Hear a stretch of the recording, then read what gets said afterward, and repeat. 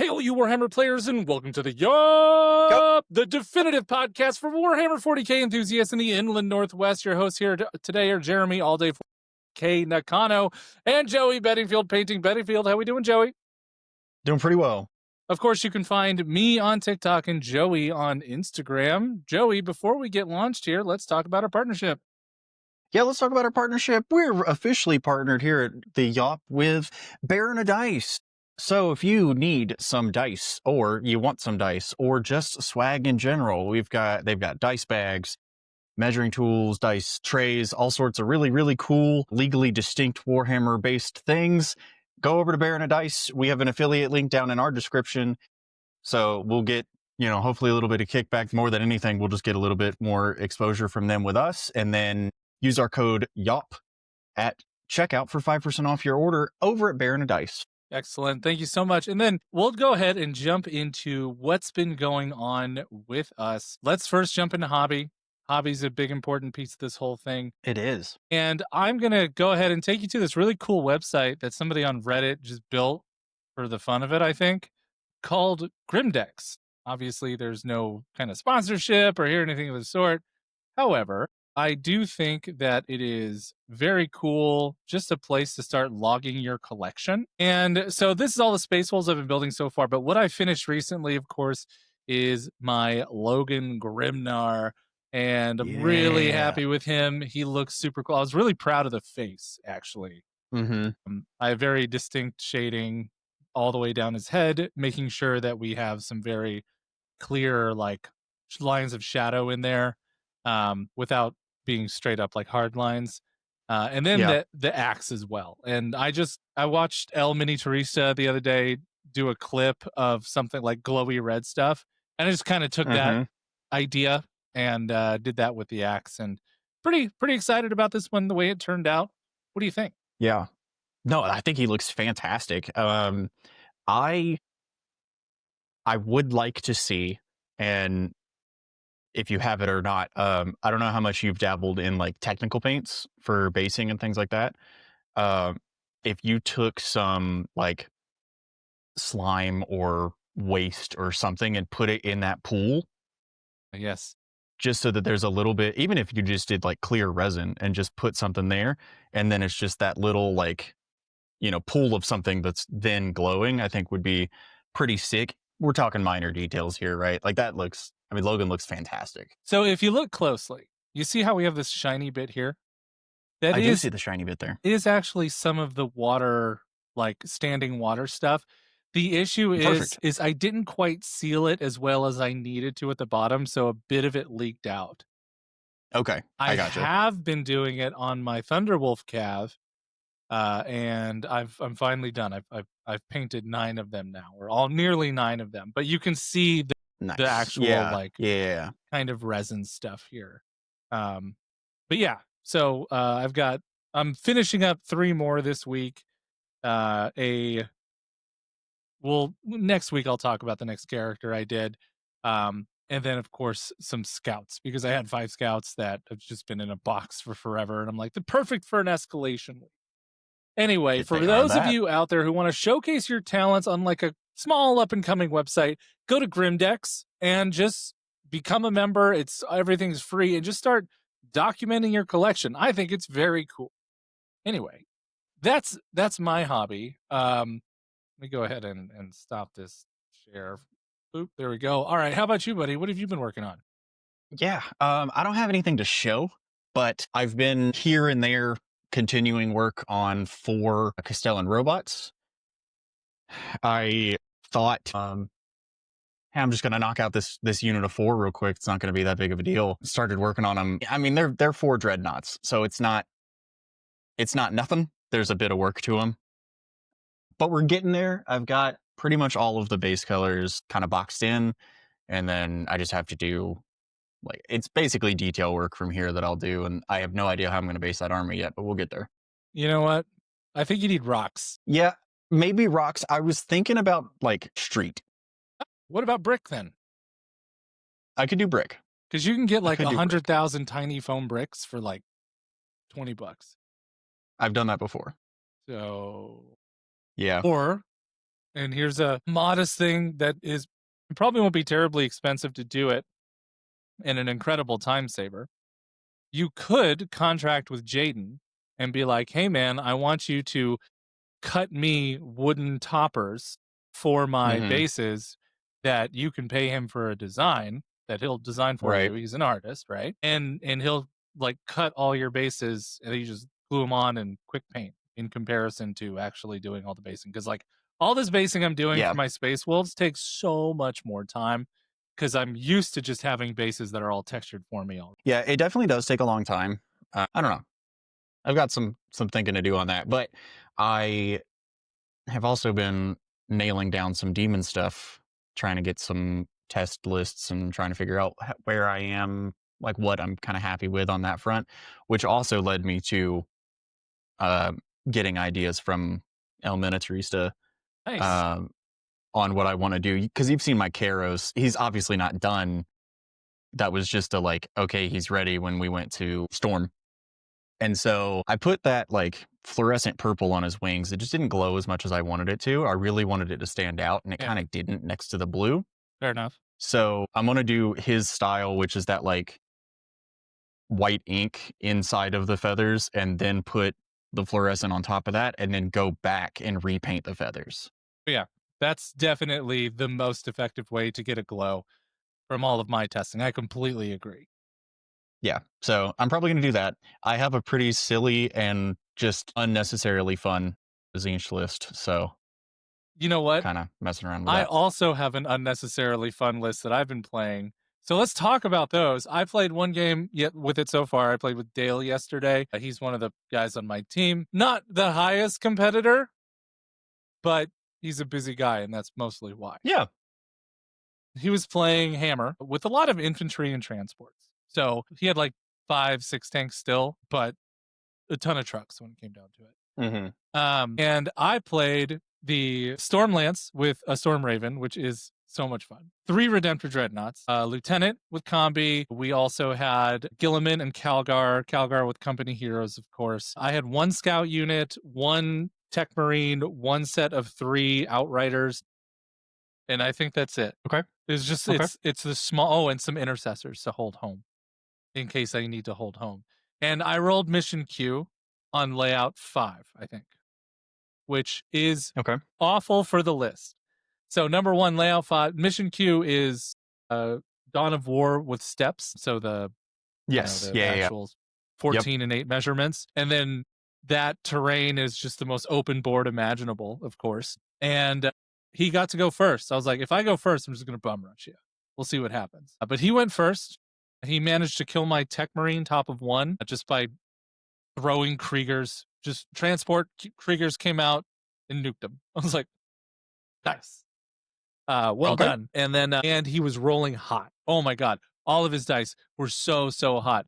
He was able to put 8 wounds on my actual plane, which is crazy because you give it -1 to hit, -1 to wound, armor of I mean I could only do that one because it was turn 1. Right. And on a D12 model with -1 damage, you shouldn't be doing very much damage. He did. He did tons of damage. I was like, crazy. But it didn't take a point of damage the rest of the game. The reason this list is so fun is because you have the reactive move with Calgar to get back into the Storm Raven. Hmm. That Storm Raven can drop him off anywhere and do anything, right? And then he's just going to go kill whatever he touches. And then I just played ultimate disrespect with Gilliman, just straight up ran him down the board. And then my Redemptors ran down the board. And yeah, with Double Oath, with all of those guns being strength 9, 10, mostly right in that range, with +1 Yeah. to wound, like there's nothing I'm worried about doing damage to. I have all the AP in the world. I have so much mobility. I played carelessly. I was spread out across the board and I beat him like 84 to 36. Like it Yeah. was, I tabled him bottom of 3, and it's just so fun. Yeah. Anyway, that Man. if you guys have those models, please play it. It is so fun. Like it's a great list. What about you? Tell us about your Yeah. demon list. Um. So I actually had a test game this week. I played Chansey, Nice. I did not play my Zinch list. I played a Demonic Incursion Monster Mash list because those Fun. are kind of the two that I'm between. He played his Vanguard list, which he's actually at the PNW GT this weekend with that exact list. Yep. He's playing a really tight game with Grey Knights right now.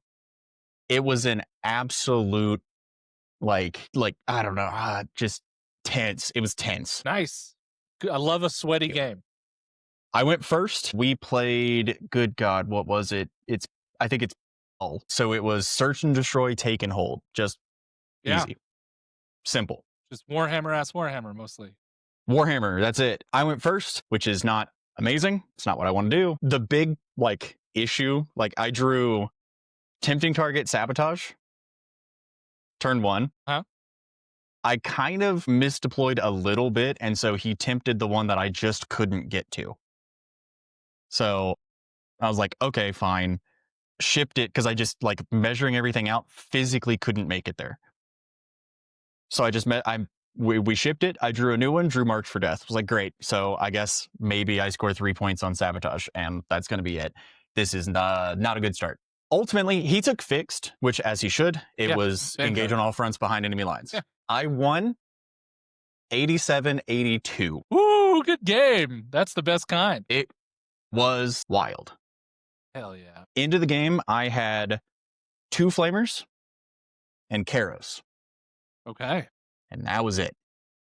All right. What a game. It was crazy. It was a great game. It was a fantastic game. The Great Unclean one with the Endless Gift took somewhere in the realm of 60 wounds. So he actually did what he's supposed to do and take roughly, anytime he takes over 50 wounds, he's worth every point. Yeah. I threw him in the middle. Urged. He shot him with 2 Tyrannifexes, did nothing. Yeah. And then he charged him with 2 units of Raveners. So 1 unit of Raveners, 1 of the command squad Ravener units, and 10 Gene Stealers with the Broodlord. Didn't kill him. Okay. Wild. What a time. It was crazy. He lit, but it was. But the whole tone of the game, with the exception of the Bloodthirster, he killed every one of them he didn't kill Karos, right? So he killed 4 of my 5 greater demons. He killed exactly. So it was wild. That game was crazy. That sounds like a really fun game. Was he running the Zoe brick? No. Really? Okay. No, it was 20 Gene Stealers with 2 Broodlords, 20 Raveners. It was 2 regular squads of 5 and 2 command squads of 5, 2 Tyrannifexes, Biovore, a smattering of other things. I love Vanguard. I think Vanguard is such a great way to play the game. Vanguard is fantastic. It fits his playstyle perfectly. He plays it very well. He's very comfortable with it. Those Raveners are terrifying. Yeah, Raveners are great. That was my first time playing into them. Good God. Yeah. It's just 100 attacks. It's like, okay. They're insane. They're damage 2. They're twin linked. See, what you need to do is run a bunch of stuff that does -1 damage. Sure. Yeah. They're not going to do shit in that. Yeah. I didn't have that. I just had 4 up, 4 up. So yeah. Listen, I get it. We're doing what we can. I totally get it. So that sounds like a great game, man. I'm glad you guys had that one. Yeah, it was super fun. I hope Chansey has a really good tournament. It's a smaller one. Me too. And from called in 6, so it's got a chance. It's got a real chance. He's got a chance. Yeah. He's got a real chance. He beat Death Guard round 1, so it's a good start. Yeah. But speaking of all that, let's talk about the post LVO meta. I think we are. Gosh. Between LGT and LVO, I feel as though we look at all the armies out there, and there's only one army you see a lot of at the top, and it's Eldari. And while they are very good and often impressive, they're not busted to the point where, we're going to scream for nerfs. They'll probably get nerfed to some degree because it's a little too janky to do the in and out with 2 different units. But yeah, right now, let's just take a quick look at LGT real quick. Obviously, Liam won. Yep. Liam VSL is the best player in the world by most people's standards. And he played CSM, the Space Marine version of CSM with Othamo. And when you think about that, The Space Marine. I see. yeah, yeah. Yeah. So he Veterans, the whatever it's veterans called. or But yeah. yeah, something like that, whatever. Where he just has like a bunch of cool tricks, reactive moves, and the ability to say I reroll hits into that target. Yep. It's a Which solid detachment. Nobody's really played it. yeah, and Innis took fourth with the Redemptor list that I just mentioned, but Hmm. an extra speeder rather than some of the chaff. And then it was Drukari in the finals with him. And it's and like we look just like that small snapshot at LGT that proves us one thing. Number one, UKTC is a little fucked, but whatever, that's a different topic in terms of their terrain. But more than that, it is just the fact that you have some of the best players in the world at one of the biggest tournaments of the world coming in and delivering like an array of different options near the top, which is really cool. Did you have any notes about LGT or anything that you heard about, or should we move on to LVO? I will say there was a Monster Mash Demons. I think he got fifth. Ooh, It was top 8, I know for sure. That list is unbelievably lean. It was weird. So, I mean, great for him. Like, it's 5 greater demons and then 3 units, and that's it. man, he must have just been 4-ups all day Heads 4-ups all day, right? for And it multiple was, for 5-6 games. It's crazy. yeah, it was Be'lakor, Great and Clean One, Karos, Scarbrand, Lord of Change with the staff. Okay, all right. So 2 guns, a bunch of stuff that can charge and do good things. He did not run the greater and unclean one, huh? We did. It was Great He and did. Clean One, yeah. Oh, it was great. Okay. All right, that makes sense. And what was the chaff? Was it just screamers or? No, it was points, because so points are weird. So it was 1 unit of 3 Nurglings, Okay. 1 beast, I think it was 1 unit of flamers, and that was it. That's incredible. It's incredible It that you was like, can run that kind of stuff right now until you go to America, in I which, think it's a different kind of player that can run that. Yeah. yeah, Like that's crazy. I think I'm slowly becoming like somebody who just plays hyper elite at this stage. I don't Hmm. know if I like that, but it's just starting to match the joy I have in the game to be more to just do more stuff that is like have meaningful hard hitting units that are tough rather than a bunch of little stuff. I've never been able to make a bunch of little stuff work well. So I guess I found a Right. play style. Yeah. And Great. that's good. So, All right. yeah, LVO. Whoa, LVO, buddy. What? All right. So just to crack all the spoilers, everybody knows who won. Recon Guard wins. How do we feel about Recon Guard, Joey? I know that at one point you were ready to collect a whole Recon Guard army. I still have that box if you want it, just waiting for you. Nope. Nope. Nope. Recon, Nope. I mean, Nope. Nope. Nope. you've been through like 3 armies since. Sure have. So why? There's I don't. Explain to me, why does Recon Guard work? So Recon Guard, I guess in this instance, Recon Guard works um in just like the way that it exists, right? These little T3 dudes are running around in the open with 3-up armor. They're standing in cover to get a 2-up armor for absolutely no reason. And it's just 200 plus dudes plus horses. Like that's just infantry. Yeah. There's over 200 infantry and then there's 20 horses. And it's just not super killy. I mean, the horses do a lot of work, but it's not like unbelievably killy. It's just taking the bet of everybody at LVO or the majority of people at LVO are anti-tank, and that isn't enough to kill 200 dudes. Indeed. Like that's crazy. I'll tell you what's insane, man. So Dale last night, 9 inches his horses off the board, right? Comes in and nails the 9-inch charge onto a dreadnought. 5 wounds. He rolled abysmally on his damage. Yeah, I just thought the dreadnought was dead. I'm like, oh, you landed this charge. It just dies to all these melta sticks. Like it should be gone. Yeah, I'd saved terribly, and he did no damage. I was like, okay, man. all right. I think he made some interesting choices. I guess one particularly. He made one interesting choice in his list that I like because he played it correctly and and whatever. So if you look at his list, he's got all that, right? It's 200 something infantry dudes, 20 horses. And then at the very bottom of the list, there's one single scout sentinel. Yes, the if you draw, bring it down, get wrecked. Exactly. So normally people are like, oh, well, that's a bad idea, right? They'll just kill it. But Don't bring it out. in this, exactly, in this instance, like you're going to put, you're going to leave 10 guardsmen on your home point anyway.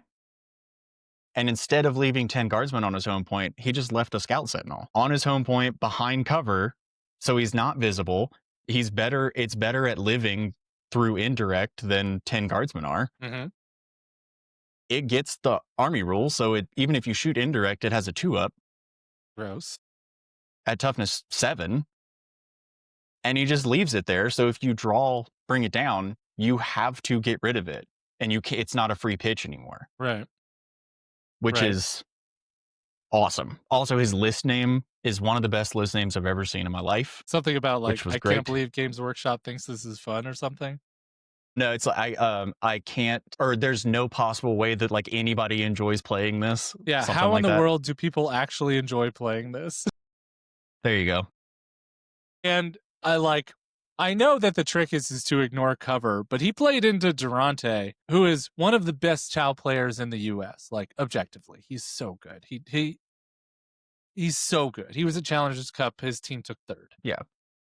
Well, the issue there too, yes, Tao has should theoretically have a good time into it, but he's playing triple Riptide and it's triple Ion. So again, same problem. He doesn't have the output. Not enough guns. It's just not enough guns. I will say, and I'm not taking anything away from him, right? Fantastic job. An amazing accomplishment to win LVO. Like there's nothing to be taken away from him. If you look at his matchups, he did get very lucky. He had, in terms of the armies that he faced. Yep. Yeah. There are a handful of melee pressure lists that if he had hit them, it would have been over. Yeah. He didn't. He hit 1 Blood Angels, which could have done it, but I don't know, the player or whatever. It was pretty early. I think it was his round 3. Here, we'll just kind of go through one by one. So his first matchup was into Astartes, and he played the Raven Guard, the Shadowmark Talon list, which has the guns to deal with him because he's got a 6-man Ascend Devs, a 3-man Ascend Devs, a 3-man should kill a brick of 20, because of Blast. He had 3 Inceptor squads. One, it's because he had the 6-man with Plasma, and then he had 2 3-mans of Bolters, which can spike and kill half of that army. And then he also brought Incursors. But they're deep striking. Yeah. They're going to deep strike in the midboard. Right. Incursors, Infiltrators, and he can actually screen out half of everything, so that's true. And then he had 2 sets of 10-man Vanguard vets. So he had the tool set.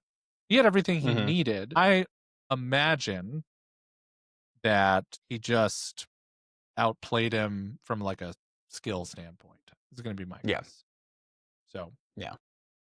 All right. The next game was into Adeptus Custodes, which they just don't have the board presence to deal with that army yet. Nope. Not when he has 3 units of 20 Acadians with Command Squad and Castellan, so he's got like 60 lethal hit shots. Like that. The way you beat Custodes is if you don't have, AP a billion and high damage, then you just go, here's 62 ups. You will fail enough of them. He also went first. Yeah.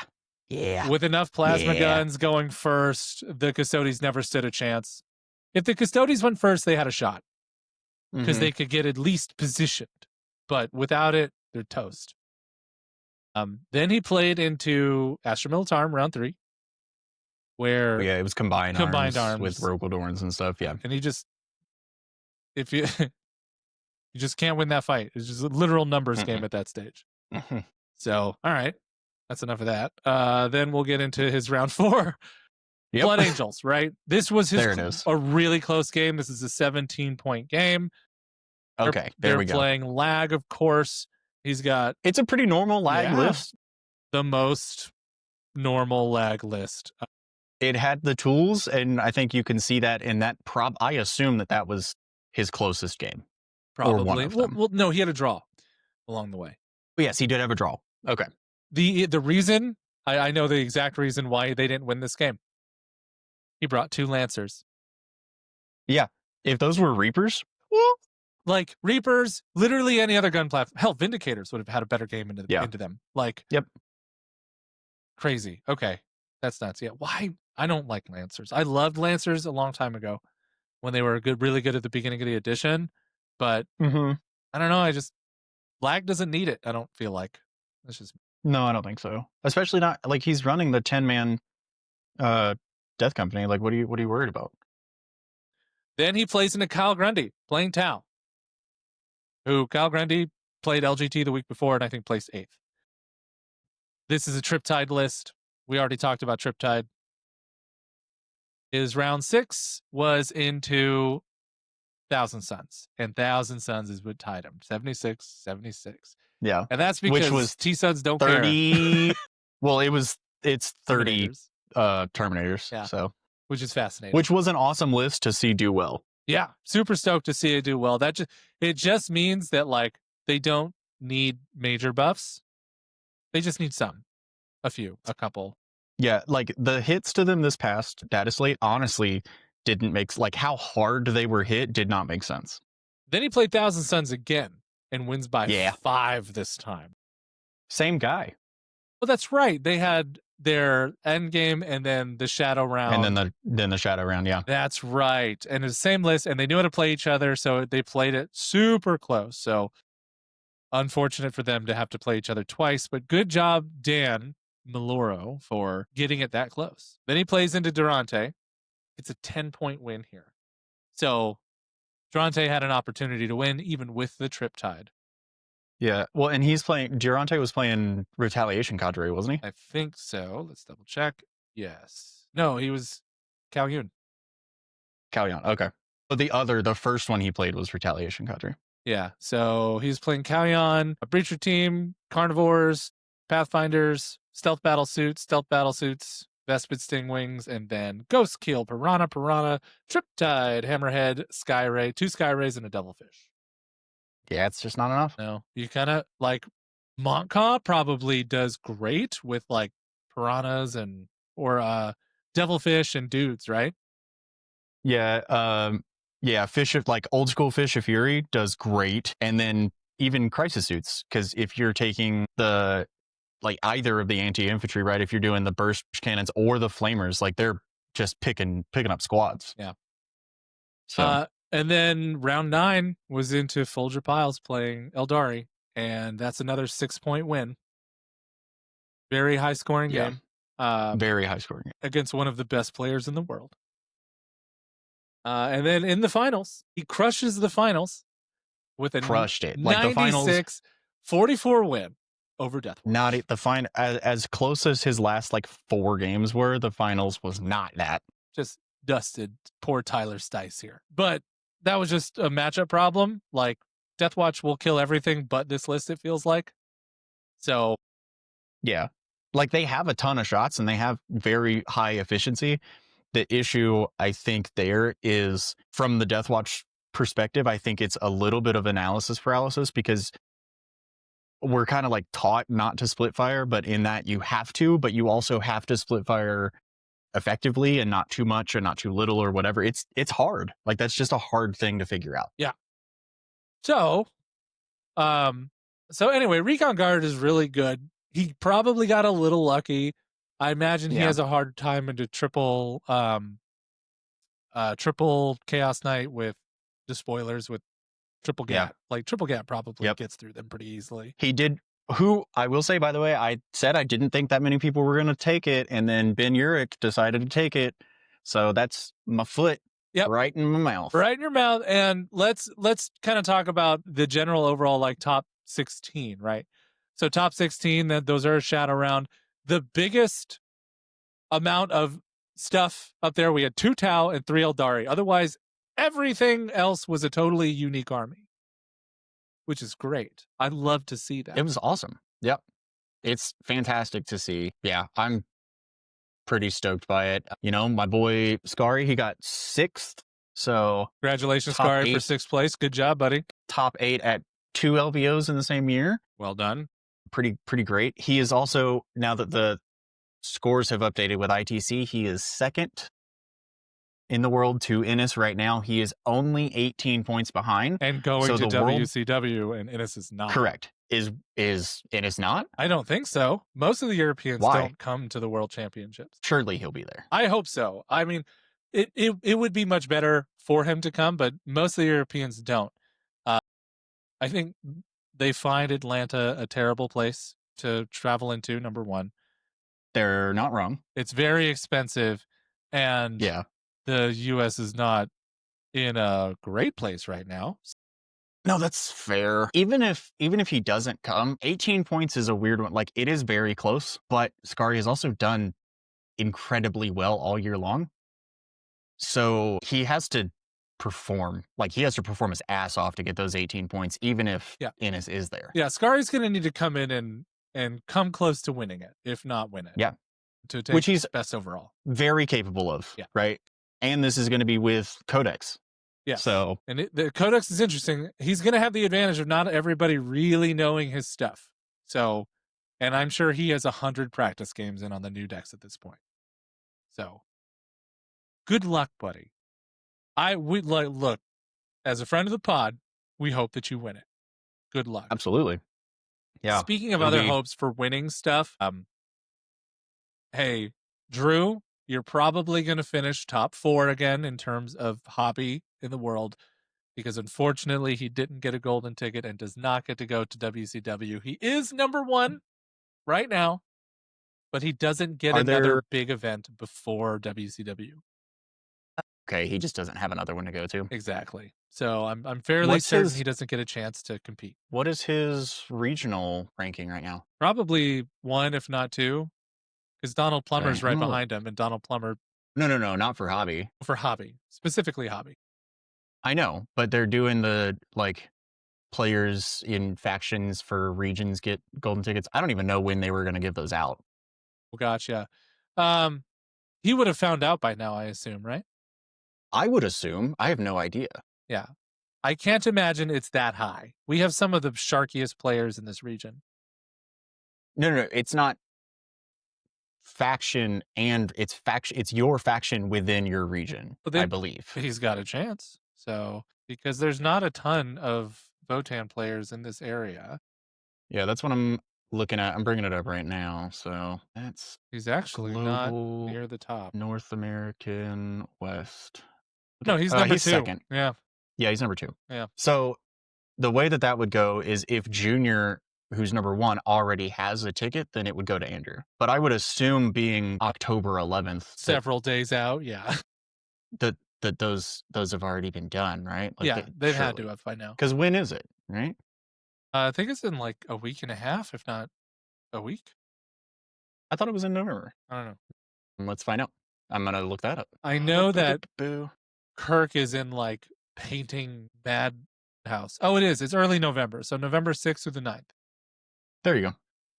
And then, but even then, like, we're talking about a month. Like, I would assume that those things have already been announced and given. Yeah, they should have been by now. Oh yeah, Cali Cup is the 14th through the 16th.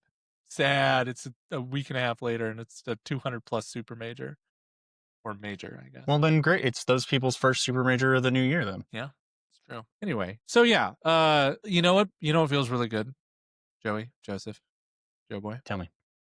The fact that we called it. Death Watch is amazing, and Death Watch made the finals at LVO. Get wrecked. I was watching it, and I was like talking to my team and was like, it's going to be crazy if Death Watch wins 2 years in a row. Right? It's going to be insane.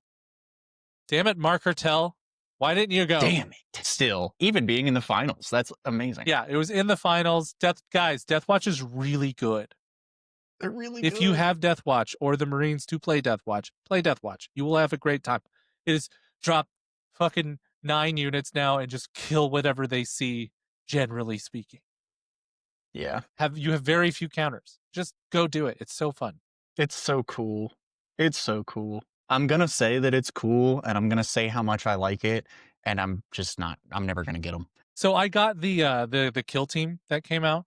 So those new Death Watch guys, like, they're so cool. I don't know when I'll paint them, but like, Maybe never. Who Yeah, knows? I feel like I'm saving up Death Watch for like the final Marine faction that I really throw a bunch of paint into before That's I fair. just revamp everything to my current standard. Because and just for context, I still have Blood Angels to get to, and then I have Black Templar to get to.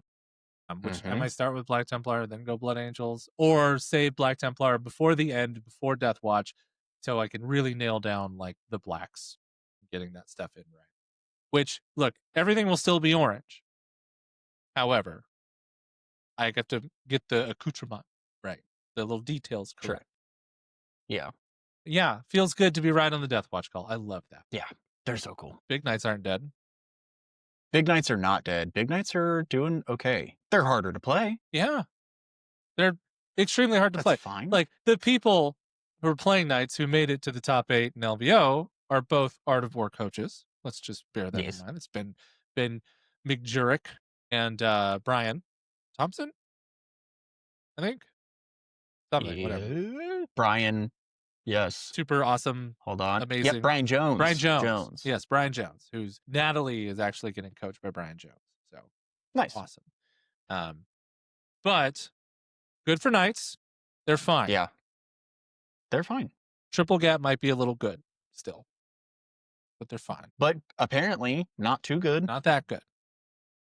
Not I will also say that I mean Ben was playing Chaos Knights. Okay, cool, cool, cool, cool, cool. Yeah. Triple Gat, very good, but not broken. very good, not busted. We're okay. And I'm going to take a moment to acknowledge that my Death Guard take was wrong. It's fine. Interesting. Death Guard is fine. Interesting. With their points being brought down to where they are now, Death Guard Yeah. played well. I believe they top 16'd, but the win rates are starting to settle out. Maybe people are just fatigued with Death Guard. That could be it too. Like they're just playing other stuff because more stuff is viable now. So it could just Right. be faction abandonment to a degree. But there was a pretty big sample at LVO and they didn't dominate the tournament. So Right. I Yeah, I think it's a mix, right? There's probably some faction abandonment. There's we've everybody's kind of had the time and learned a little bit of how that matchup goes and how to play against it. And then the points changes that they got were enough that it's a mix now, right? They have to make decisions in list building and then they have to play well. So, yeah. So we'll see if they persist to be a problem. But as of right now, my take was incorrect. And you know what? That's okay. that is okay. I'm not too proud to admit that I often get things incorrectly. Let's make some assumptions and our best takes on how to approach the meta as it is today, which is a wild fucking west. Let's just be totally honest with ourselves here. Yes. So maybe we should consider a few of the important pieces. Number one, like what are some general standpoints, and then like for your armies that you're good with or that you specialize in, how are you planning to tackle the meta? So let you go ahead and go first for us here. Okay. So first off, what's the general things we should be mindful of? I mean, as always, we're going to like not you as much. We got to be worried or we have to be mindful of Space Marine bodies, right? Especially if as Knights are falling back off and people start putting Space Marines back on the table, they are still very good. And they have always, not always, but for the past couple of editions and all of 10th edition, been like the cornerstone of damage checks for the game of like, can you kill Space Marines? Yes. Okay, then move on. What else can you kill? If you can't kill Space Marines, start over. And so, like, that's still something to be mindful of. If you don't have an answer to Redemptor Dreadnoughts, you should probably think about that. It's true. If you don't have an answer to Repulsor Executioners, you should probably think about that because Black Templars are going to play them. So I think that's a big one already, is to think about that front. I think screening, again, as Knights come back, like pull back a little bit, then screening units become super important again because of the presence of melee pressure, right? Your Space Wolves, your World Eaters, things like that, as they start hitting the tables and start doing very well, as they are doing well, like they are performing. They're not dominating, but they're performing well. You need to be able to slow them down because if they hit you in your deployment zone, you're never going to leave it. And that's how you lose pretty quickly. As far as like how I personally adapt to a meta like this, which is just the Wild West, as we have seen before, this is probably, I don't know, the third or fourth Wild West we've seen this edition, Which is great. I love it. which is, I love it. I love open, healthy metas. This is fantastic. There's one thing, exactly one thing that I do anytime that there's Wild West, which is very simply whatever the fuck I want. That's it. I think It's when what you're comfortable with. yeah, And if it kills the things that you're worried about, play it. Who cares? find the comfortable thing. I think this is like my piece of advice for anybody who's like not sure what to play. Like, what do I do? I'm freaking out. Play a stat check.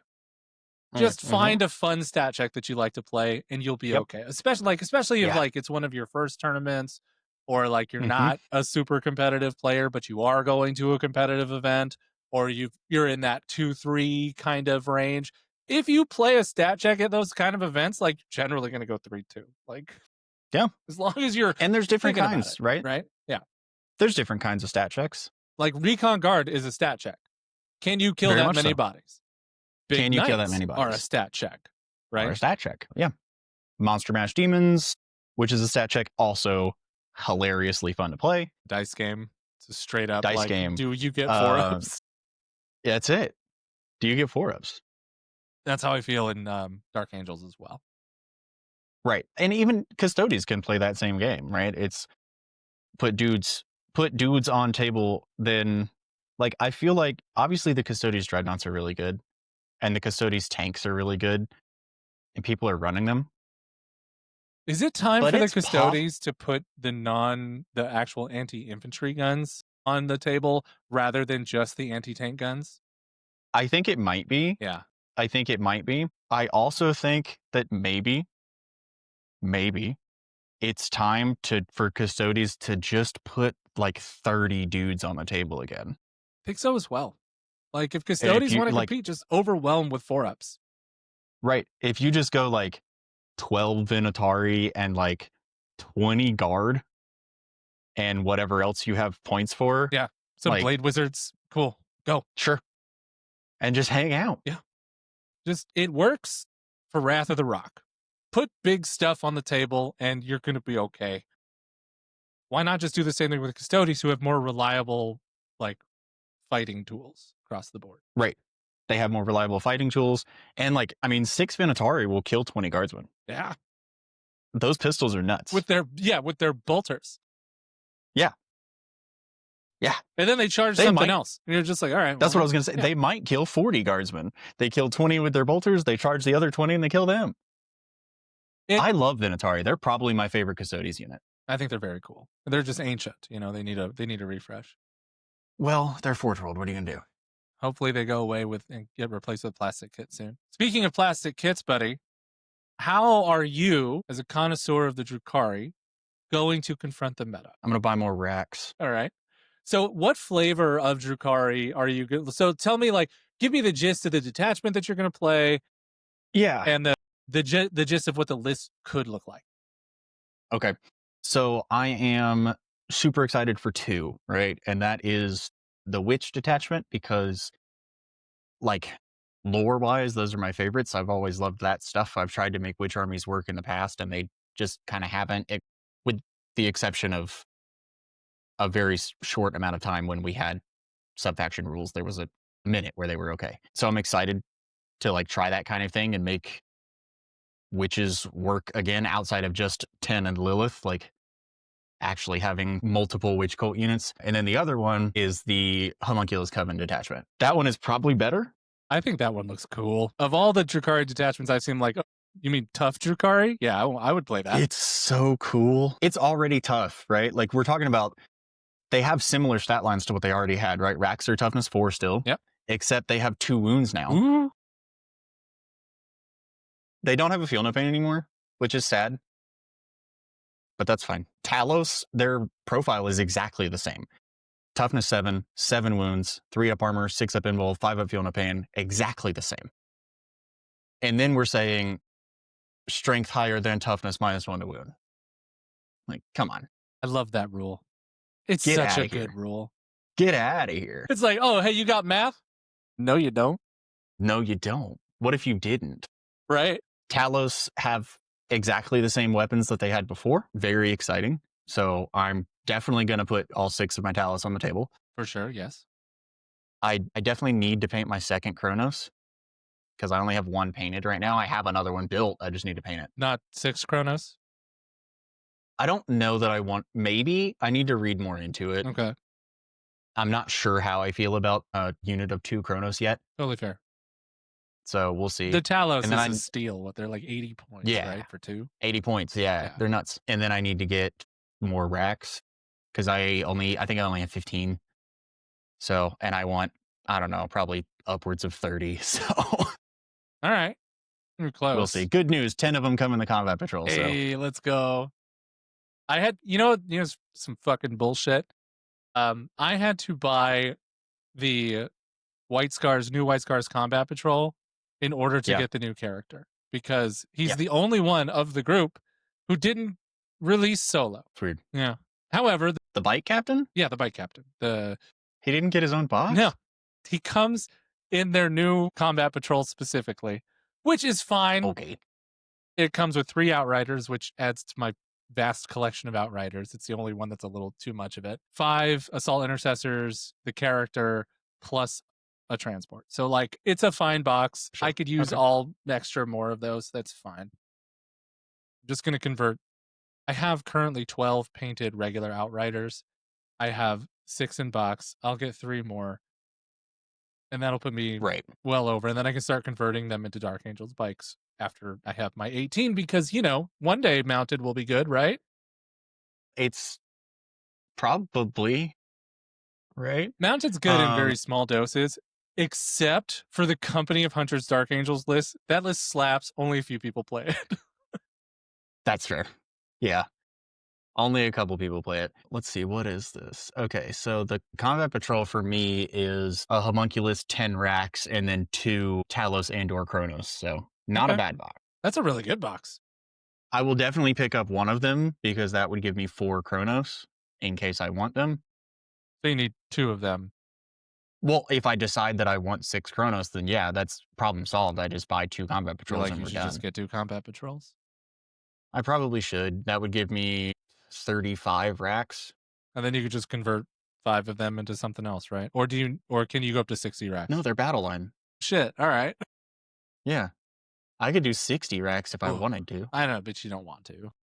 I don't want to. Yeah. That's like me going 60 heavy intercessors, which I can do and have wanted to do for a long time. Wrath of the Rock 60 heavy intercessors sounds hysterical because you don't wound that That's fair. unit. No. T6 -1 No, to you wound, don't. 3 wound bodies. Enjoy yourself. Yeah. Like there'll be I'm some super lists that just excited for eat that. Malice. She's sick. Yeah, she's very good. She's so cool. She's so good. I would be more excited. I mean, obviously, as a player, you're very excited because this is your baby. But like, I would be excited about painting them. I'm very excited about painting that model, actually. That model is It's gorgeous. so good, and I'd be so terrified of screwing it up because it's beautiful. It is beautiful. Even with her tiny, tiny waist. Her teeny tiny waist. But damn it, I do love myself a combat fan. Yeah, it's so cool. Well, I'm really excited to see what you do end up doing with Drukari, which feels weird considering we're going to a GT in December, Yeah. right? And then you Yep. couldn't get it. You couldn't get into ACW, right? Which is in November. Okay, that's a shame. There's probably a wait list for it. Um, but it's up to you. It's okay. Yeah. And then yeah, I would want to see you bring Drukari to either of those events. Yeah. Personally. They are back to back. True. Now, as a Space Marine player, I think what people should be focusing on, if you are not a Blood Angel, like if you're a general Ultramarine or just general Space Marine player, I think Blood Angels are a great choice right now. I think Mm-hmm. Wolves are a really good choice right now. I think Wolves are awesome right now. I think Black Templar are awesome. Like you can play every flavor of Marines well. What I am the most excited about, and probably would be my like branch into this meta, is if it comes out in time, that new Terminator box, which is supposed to refresh that data sheet. Mm-hmm. I think Stormlance with Terminators is going to be one of the most important builds that you can run, if not Spearpoint and Terminators, because Spearpoint is fucking good. Like, that is a good detachment. It is just like Stormlance, but a little bit better across the board. The only thing you don't have access to is, and from like a true like melee standpoint, is Reboot Gilliman. Is that supposed to be the Imperial Fist one? No, no, it's the White Scar one. It came out today. Okay. Okay. Got it. Yeah. So they released last couple days the very disappointing First Company re-release for Iron Hands, which is terrible. Like it's boring. Yeah. Like First Company needed to not think of Battle Shock as a mechanic, and they did. They kept thinking about it and gave no additional tools to make Battle Shock better. And then they released the White Scars one, which is Stormlance but better. It just doesn't have Ultramarine characters associated with it. That's it. Yeah, it was really good. So as a Space Marine player for this meta, I think especially if the Assault Terminator gets better, Mhm. Terminators are good, good. So I would run the shit out of some heavy infantry and maybe have a Reaper always on stand. Yeah. Yeah. So That's fair. yep, that would be my recommendation for everybody playing Space Marines is to really look at Terminators, and if they're really good, to dive into them. Those models are sick. And Terminators deserve some love, especially regular Terminators, because regular Terminators Mhm. have just been on the back burner of this edition for so long. They have. Yeah.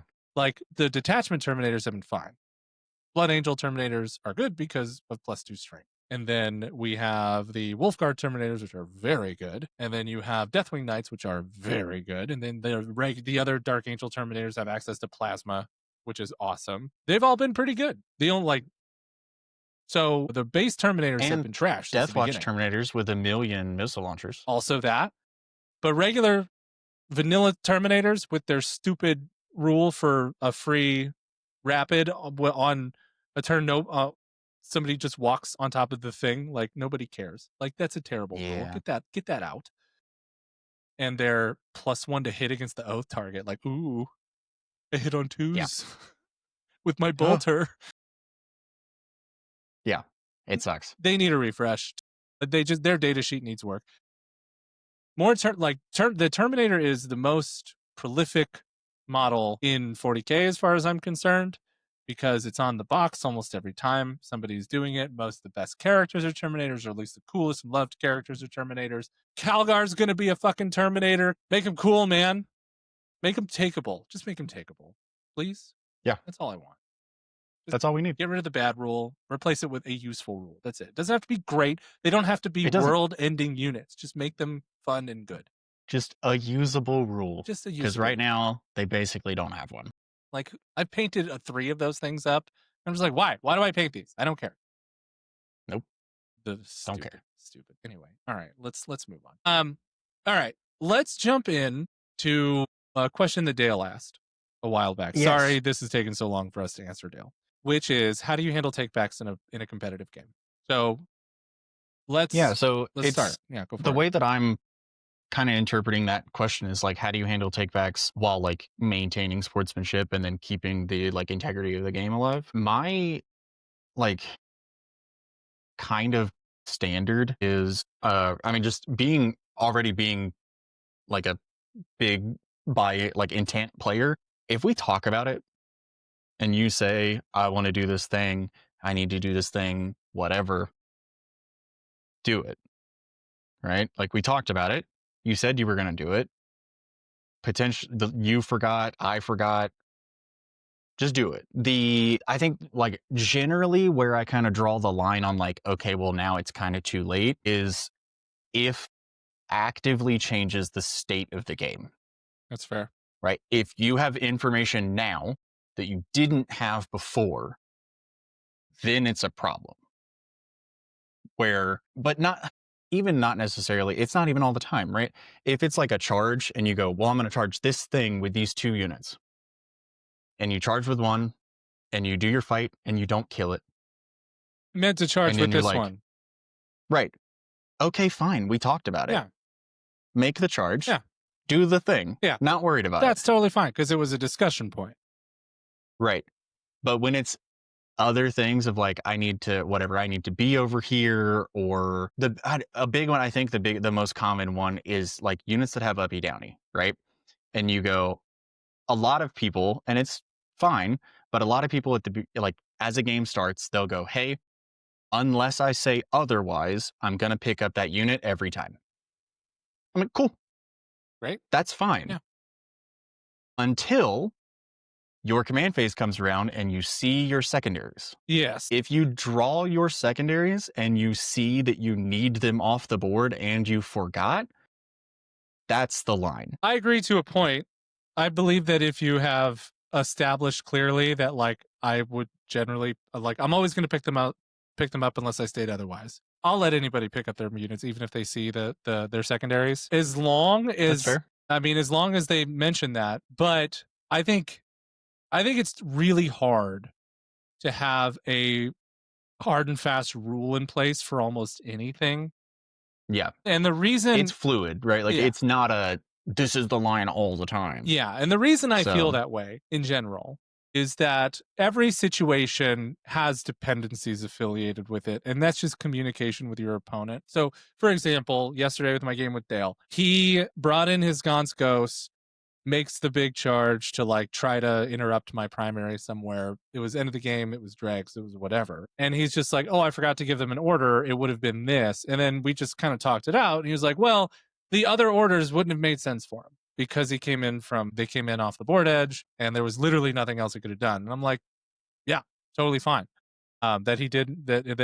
But if it was like you had a multitude of options, that's probably when I would say like no, I'm not going to give you the opportunity to put an order in that circumstance because that's something that you should have been very clear on because the situation is different at this stage. right. So, It's like if you have, let's say you have a strat to get sustained, yeah, right? yeah, And you forget about it and you roll your hit roll yeah. You and see you like go, eight oh, I should sixes, have given sustained. There's 10 sixes. I forgot to give sustained. right? Yeah, sorry, man. I'd be like, you know what? If you want to do it, totally fine. If you pick up all those dice and roll them again, Sure, sure. yeah, like And there's things like that. And I will like, I hold myself to the same standard, right? And I have had people, of people offer. I'm pretty sure you've done it where like I've gone to my turn, I've drawn my secondaries, I looked at him and went, oh shit, I forgot to pick up my mandrakes. And they're like, no, go ahead. I'm like, nope, I'm not going to do it because that's the standard that I hold, right? That's the thing that I say. I have information I didn't have before. I forgot to pick them up, or I just didn't pick them up. yeah, I'm not going to do it now. yeah. There are so very few circumstances where I don't let people just do takebacks most of the time these days. Yeah. Yeah. Yeah. Um, And I think it's a two-way street too, right? Like if that scale will turn off very quickly if I come up and we're like, hey, play by intent, we talk about it, then we can do it, yada yada, and then we go and somewhere in the game, it's I forgot to do this thing that we talked about, and they're like, no, you forgot, it's over. I'm like, okay, cool, yeah, like if you're gonna be a piece of shit, I'll be one right back to you. yeah. Then now it's done. Now we're playing by the book, Yeah. and that's not a super fun game, but that's fine if that's what you want to do. If that's how But you want to most play, like, that's how you'll get treated right back. yeah, most of the time, like, I mean, I'm to my detriment at times. Like, I'll remind people, right, of like they'll be in their shooting phase and they're like, oh, I'm going to shoot this. I'm like, oh, no, no, no, no, no, don't do that. Remember that you wanted to, you needed to, whatever, recover assets. Yeah. Think about that. Like, Of all of the whatever. takebacks though that I think is like the hardest one to to handle, I believe it is the positioning post charge. Yeah. Yeah. That is the one that I am the most like aggressive about because I very specifically set up units to be able to heroically intervene, right? And you have to when you're playing army that the armies that I play. And then if somebody does the charge and does all their positioning, I'm like, okay, I'm gonna heroically intervene. And then they go, wait. I'm just like, no, the unit is there. You rolled this. I gave you a full opportunity. I clarified. Are you done? Great. Now I'm going to heroically intervene. That's the one where I think is the most, like, gets the most tension in terms of takebacks, in terms of how people Yeah, position their stuff. Now, if it's, which like, is really fair. easy to fix, like, if it's just like, "Oh, I just moved this unit here," I'm like, "Fine." Or this model real quick, just, "Oh, this could be here," and it's just like, it was one of the last ones that was carelessly placed, sure. But if it's, like, a millimeter at that stage, I'm like, "Mm-mm, sorry, this was Yeah. planned," you know? No, and I think that's just something to be mindful of, right? Like that's a uh from any player's standpoint, be mindful of where you're putting your models and what models can intervene. Um, and just look, sometimes it happens. Sometimes you can't get away with it. Sometimes you can. But yeah, I think if you've, especially when you're looking at like units with like 5 or 10 models, after you've made that move and you've made your charge and you've set up your dudes and you've got your guys in engagement range and you got your guys in base contact, that's the thing that that's one of the few situations that you realistically can't fix Right. because you don't, where were they exactly? Because that matters. You know, which ones can get in base contact because they have to, and then what directions the other guys go. And once you've left where they were initially, like there, you can't fix that. It's like it would be like in a card game if you did something, you like search for a card and then draw a card, but and you forgot, you were like, oh, I should have drawn the card first and then searched. Like you can't fix that because you shuffled your deck. There's nothing you can do now. So that sometimes there's some things are not fixable. Yeah. I also find that the best way that you can set yourself up for success in this matter is to just kind of talk out everything you're doing as you're doing it. You're just like, all right, I'm going to go ahead and make sure that Calgar and his dudes are right here. They're within 5 of this unit so that it's almost impossible for you to charge and not get in range of my unit for a heroic Hmm. intervention. I have a model above the ruin to remind you that it's there.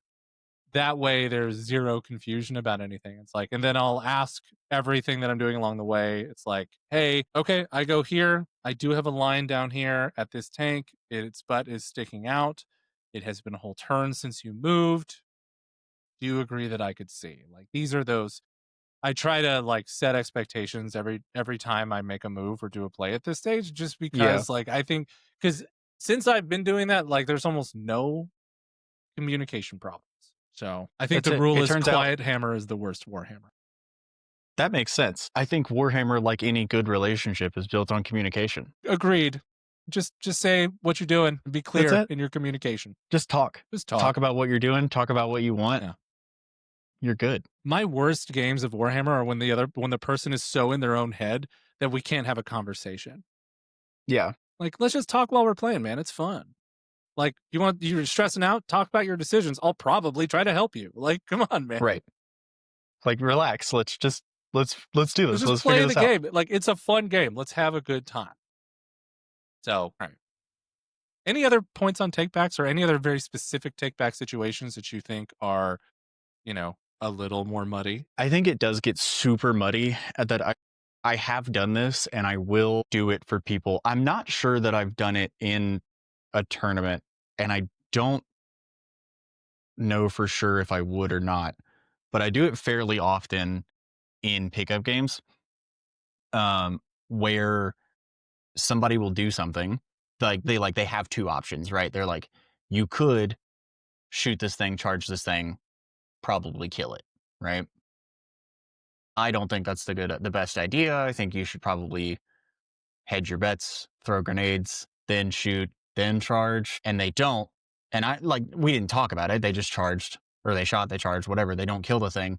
And then I'm like, hey, or what I will do in tournaments, but I'll finish this, is they'll roll out the thing, they don't kill it. And then I'm like, hey, why didn't you throw grenades? And they'll go, oh, I forgot. Or, oh, I thought I would have killed it. I'm like, okay, well, let's say you did, right? Just go ahead and roll it. Yeah. Let's say you did it, Yeah. Let's just say. which does pretty aggressively change the state of the game. But I don't think I would go that far No. in Not a in a tournament. But competitive what event. I No. what I have done is similar, but it's not as aggressive. Is they'll shoot and then not kill it, and I'll go, well, do they have grenades? Okay. And they'll say yes. I'm like, well, then why didn't you just do that? And then they throw grenades, right? But that's the same phase. Yeah. And that, like, that's Um, normal. Like, that's okay. But if it comes down, like, I'm going to shoot it, charge it, and probably kill it, and you've gotten to that point, then understood. Like, because we probably had that grenade conversation. right. Yeah. So within the phase, I've done that at tournaments, and I'm fine with that. Yeah. Generally, yeah. Like, you want to spend CP, spend CP. Like, I understood putting a model there. It's probably going to die. And I'm okay with that. And if I get a resource from you, great. Cool. All right. Yeah, I think that's a good point. Like, it doesn't I necessarily, think like, you can I've offer a let take back. And most people, if you just are like, hey, do you just want to do that? Most people are going to be like, nah, I'll just take the punishment. It's like, okay, yeah, and I mean, I think I've let people take back Overwatch before. wild. Like they've said, I'm gonna Overwatch. They roll it. Maybe it was awful. That doesn't really matter because most of the time, like I kind of just do that quick math really quick of like what that Overwatch realistically is gonna do. Mm-hmm. And then they'll think about it or whatever in their turn. Then they're like, oh man, like I whatever, I would have had the CP for like fight on death, or maybe I could have interrupted or whatever. And I'm like, well, like, why'd you Overwatch? And they're like, I don't know. I thought I could do whatever. Maybe they kill the model. And I'll give them that option, right? Of like, well, why don't we just, I don't think you should have Overwatched. So if you just don't, you can have your CP back. I'll put my dude back and we're good. It's pretty rare. I think that is like generally that going that far in a take back is over the line. I think it is. Yeah, I think that sets a bad precedent for the play, honestly. I think for me, it's about like, this is like a late in the game based on the attitude of like, if we're having a really good time and it's Sure. really not that big of a deal, then I'm like, all right, man, maybe we just don't do that. Right. And admittedly, I think it is over the line and you should probably not do that. Yeah. But I think the best thing you could do in that situation is be like, hey, this is a swing for the fences and you don't have a ton of CP left. Are you sure you want to right. do that? Yeah. And most people are going to say, yes, I thought about it. I want to do it. And then if they agree, like, okay, understood. And then later it's a conversation. And then I think that it becomes like a good teaching moment because you'd be like, here's why I Hmm. believe this. And here's the result of it now you getting tabled because you made a poor choice. So I think what the best thing you could do is offer a warning, be like, are you sure? Hmm. Or try to bait it. It's like, do you want to Overwatch? Do you want to Overwatch? Yeah. That is one of my favorite And things to normally do. I do that. Like, especially playing like playing Drakari, I'll make a move and go, do you want to Overwatch this? No. Okay. I'll do another one. Do you want to Overwatch this? Because there's things I don't want Overwatched. Right. And So like a sweaty game of Warhammer with like a really good opponent, there's a line of yes. takebacks. And I think both Yep. of you understand that very, very I well. think so. The better the opponent, the more likely they're going to be like, nah. um, but if you are playing somebody in a casual game, I think you should offer every take back in the world. Yeah. Well, I mean, to a point. Set a good precedent, but like, be like, maybe I don't want to do this. Like, cool, don't do it then. Right. Totally fine. Yeah. That's not a good choice. I agree. You should not have done that. Take that back. But, in a competitive game, I think having some standards in place and being communicative and being very clear on like, you know what, we're a little too far at this stage. That's the Right. best thing you could do with the player. So let's say I'm going to give you a situation here. So it doesn't change the state of the board. Okay. Okay. So we'll say it's turn 5. Whatever. Maybe it's turn 4. Doesn't really matter. They draw recovery assets. They put the units in place to do it. Did they talk about it with me? They talked about it. Okay. They put the units in place. Yep. They didn't activate them. So right. So like they didn't shoot. So like that's fine. But they forgot to actually do it. I just give them the points for that then. But if they do it, they win. No, they get the points for that. Okay. Yeah. Because Yeah. as long as they didn't shoot at that stage or do anything else, like if they had to advance to get there, if like and they can't action, okay, like you made a mistake. Because I won't give myself points if I do that. So But if they're there, they didn't do anything, and they get to the end of their turn, and it's just like, oh, and those two units did actions during the shooting phase. Yeah, that's the easiest take back. Sure. Now, let's say one unit they forgot and one unit shot but didn't actually do anything. If the unit shot, I believe that that is a genuine mistake and that you can't take that back anymore. Okay. Is that a situation that before they shot with the unit, you would remind them that they were going to recover? Yes. Okay. Yeah. And I think that's Because fair. because usually if they're shooting with a unit at that stage of the game, it's because they're trying to get a kill more secondary or kill more primary or a kill more secondary or whatever. And then they have to do that. Right? That would be that's the line where it's just like, okay, I moved a unit here, but I chose to do a thing with it that wasn't an action. Oops, I screwed up my secondaries when I was tallying at the end of the game. If I remember, I'm going to be like, but that's your recovery unit, right? I don't, but, and again, I'm not going to always remember everything that they're doing either. Right. Yeah. I mean, it's not like, maybe that's shitty, but like, I don't know. I feel like you chose to do a thing because you were trying to get something somewhere else. Right. And if it's turn 5 and you forgot, like Hmm. if it was just like, fuck it, like shooting, whatever, the mode of the game is like, all right, well, obviously you didn't shoot with that unit because that was a to get points. Right. Yeah. It's the lead up. And if there was anything else on the line, if there was a meaningful choice in that shooting. Okay. Yeah. I think that's fair. Yeah. But otherwise, no. Right. What about Yeah. you? How do you feel about that one? I assume you would give them the take back, right? Yeah. No, I think that's fine. Like, I agree with you that the line, we already said the line moves, right? And if they had like recover assets and we'll say they had bring it down and they shot because they needed like one wound off of the vehicle and they didn't get it with that unit, well, then now no, you can't have it back because Correct. that was a conscious decision. Yeah. You were trying to get a different secondary. But if it is that situation of they're just like, whatever, fuck it, like it's the shooting phase, I'm shooting with all of my stuff, and they didn't have another secondary that was affecting, dude, yeah, you didn't shoot. It's fine. Like, Yeah. In that yeah, situation, it's whatever. It's like, end of the game, blah, blah, yep, blah.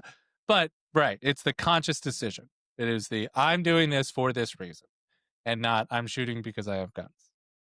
yeah.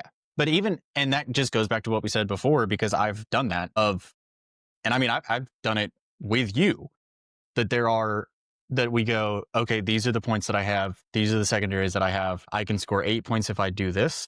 I can score 10 points if I do this. But if I don't do that, then I'm only going to score 5. And then now it's the decision of, okay, well, are you going to try and do the thing? And then I did and was like, yeah, I'm going to try and do this because if I get the 10 points, I win Right. or whatever. Yeah. And then I don't do it. Well, Well, I guess I got less points now because you made the choice. It because was I made the a choice. cognitive decision, not just a fuck Yep. it decision. And as long as Right. you're not just throwing it in the bucket, you're good. I think that's good. I think that's a great little bow to put on that topic. Perfect. Tied. Done. I have a problem. I have to talk about. No. All right.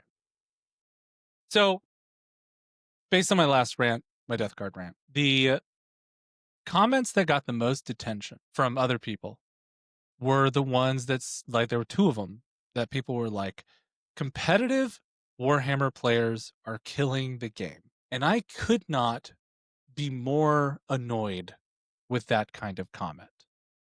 Let's just look at this. Let's just survey Warhammer 40K as it stands right now.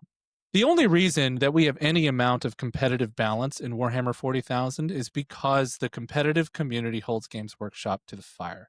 And because the competitive community has grown so much to the point where it is today, where tournaments are like 400% bigger than they were on average, almost every Mm-hmm. tournament across the board, and there's more competitive events, period, being played than ever.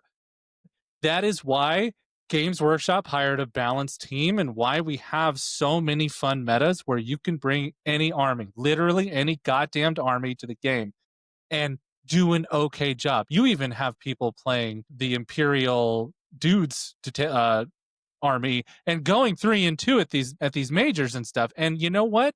That's a great thing because when I hear stories about 5th edition, I hear about you brought Grey Knights. I'm not even going to deploy my army because you win. And remember the beginning of 10th edition? If we didn't have a competitive community at the beginning of 10th edition, we would still have Wraith Knights overwatching for 24 mortal goddamn wounds. So please, for the love of God, all players out there, appreciate the fact that we have people who only paint, people who are competitive mongrels, and people who play Garage Hammer because somebody just needs to buy plastic. And quite frankly, it is ridiculous that you think this way. Grow the fuck up. Yes. I will say, like, okay, let's what realistically, what competitive players are we talking about, right? No, Like, let's look. Is Folger Piles ruining the meta? Is he ruining the game? my goodness. No. Is Ben Urich ruining the game? Is Scary ruining the game? Like, anybody on Art of War, are they ruining the game? Anybody on Vanguard Tactics, are they ruining the game? Have you seen those guys? Have you been at a tournament with them? Have you played at a tournament where they were present and competing to see what they are actually like? And if you have not, then you don't have an actual leg to stand on. But if you have you seen them play a game, even in the finals, even on stream, even when they're getting their ass kicked? Have you seen them play a game where they were not having a good time, where they were not smiling or laughing or enjoying playing a game with toy soldiers like we are all doing? Probably not. No, they're all great. In fact, you can look at like Tactical Tortoise did a video, I don't know, few weeks ago, where he talked about like the event that changed Warhammer, which was in the finals against Nick Nanavati. Someone pulled a gotcha on stream and won because of it. And that is the turning point where competitive players pushed for a better game because Art of War became a thing because they started pushing the let's just play by intent and have a good time. And this is the only time trickle down stuff ever works truly, is that the top of the community, of the competitive community, has created a beautiful, like really just genuinely awesome environment where sportsmanship is considered the most important part of playing Warhammer. And if you don't understand and see that, it's because you've had one bad experience with one sweaty player a while ago, and or maybe you don't have the time to compete with those kind of players in your community because you can't put enough effort into it.